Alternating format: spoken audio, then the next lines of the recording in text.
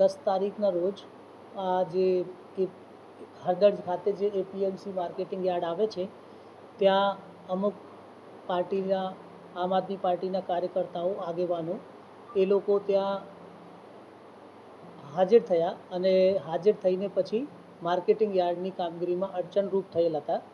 તો એ લોકોને સમજાવવામાં આવ્યું હતું કે ભાઈ તમે લોકો કોઈ મંજૂરી લીધા વગર અહીંયા આવેલા છો તો આવી રીતે અને કામમાં અડચણરૂપ થાવ છો તો એ બરાબર નથી અને તમારે અહીંયા રહેવાનું નથી. તો એ લોકોએ ત્યાં ધરણા પર બેસવાનો પ્રયત્ન કરેલ. પછી ત્યાંથી એ લોકોને ડિટેન કરવામાં આવેલ અને એ લોકોને સમજાવવામાં પણ આવેલ કે આવી રીતે મંજૂરી માંગ્યા વગર તમે કોઈ ધરણા કે તમે આવી રીતે કોઈ રેલી સરઘસ કાઢી શકો એમ નથી.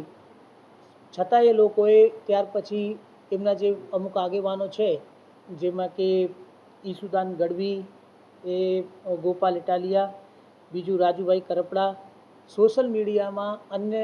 અમુક સોશિયલ મીડિયાના મારફતોથી અને પોતાના કાર્યકર્તાઓને સંબોધીને કહેતા હતા કે હવે આપણે બોટાદમાં એપીએમસી યાર્ડમાં 12 તારીખે ભેગા થવાનું છે અને ઉશ્કેરાઈજનક અને પોલીસના સામેની પણ વિડીયો એ લોકો અપલોડ કરી રહ્યા હતા.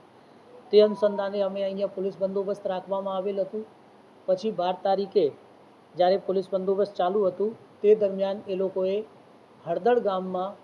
ગામની સીમમાંથી જે અમુક કાચા રસ્તાઓ આવે છે અને ગામની અબાવરૂ જે રસ્તાઓ આવે છે એ રસ્તાઓ મારફતે ગામમાં આવીને અને એમાં ગ્રામ પંચાયતની કોઈ મંજૂરી લીધી નહીં અને કોઈ વહીવટી મંજૂરી પણ સક્ષમ અધિકારીઓની લીધી નથી અને ગામમાં આવીને ભેગા થઈને અને પોતાના કાર્યકર્તાઓને ભેગા કરીને ત્યાં એક સભા જેવું આયોજન કરવામાં આવેલ. તે સભાની અમે ખબર પડતા જે પોલીસ છે જે બંદોબસ્તમાં હાજર હતી એ કે કાયદાની વ્યવસ્થાની પરિસ્થિતિ જળવાઈ રહે, એ પરિસ્થિતિ જળવાઈ રહે તે માટે પોલીસ જેમ ત્યાં સ્થળ ઉપર પહોંચી તો આ લોકો જે કાર્યકર્તાઓ અને આમ આદમી પાર્ટીના કાર્યકર્તાઓ અને આગેવાનો હતા એ લોકોએ પોલીસ ઉપર છૂટતા જ પથ્થરમારો,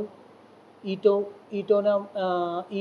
પથ્થરો અને બોટલમાં રેતી ભરીને આ પોલીસ ઉપર ત્યાં છોડવામાં આવેલ હતા અને એમાં પોલીસના માણસોને પણ ઈજા થયેલ. અને એટલું જ નહીં, આ લોકોએ પોલીસની ગાડી પલટી ખવાઈ દીધી અને પલટા ખવાવાથી ત્યાં પોલીસની ગાડીને પણ જે એમનો પ્રી પ્લાન જે આપણે કહીએ કે પૂર્વ આયોજિત કાવતરું હતું એ પ્લાન મુજબ એને પહેલાં તો પોલીસના ઉપર પથ્થર છોડ્યા, પછી ગાડી પલટીને અને ગાડીને સળગાવવાના પ્રયત્ન કર્યા. તે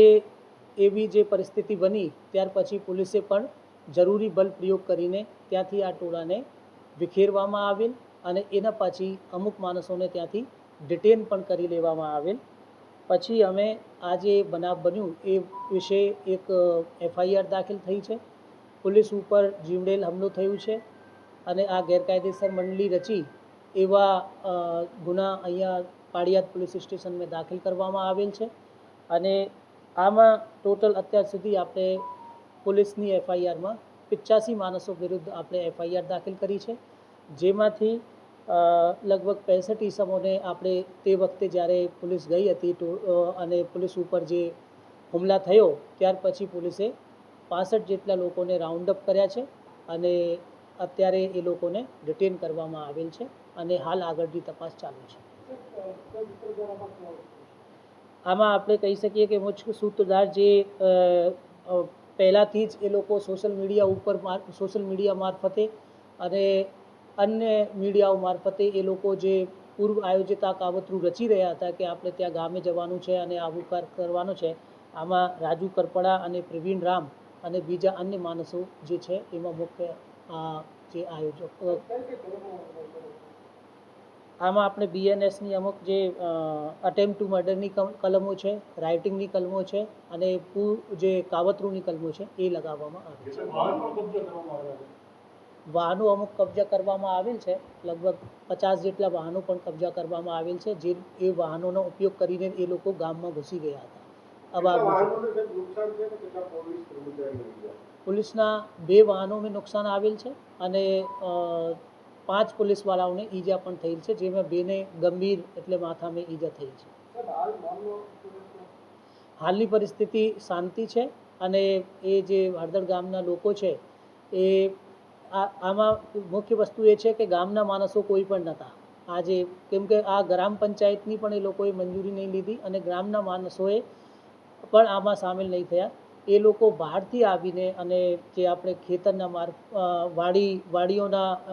માર્ગ મારફતે ત્યાં ગામને આવીને અને આ કાર્યકર્તાઓએ આવું કાવતરું રચીને આ બધું, આમાં અમુક માણસો સુરેન્દ્રનગર જિલ્લાના છે, અમુક બોટાદ જિલ્લાના અલગ અલગ તાલુકાઓના પણ છે અને બીજા અમુક જુનાગઢ જિલ્લામાંથી પણ આવેલ છે. એટલે અલગ અલગ વિસ્તારોના માણસો આ અત્યાર સુધી જે આપણને માહિતી મળી છે એના આધારે આ તમામ આમ આદમી પાર્ટીના કાર્યકર્તાઓ અને આગેવાનો છે. એમાં અત્યાર સુધી આપણે 20 રાઉન્ડ ટીયર ગેસના છોડ્યા છે.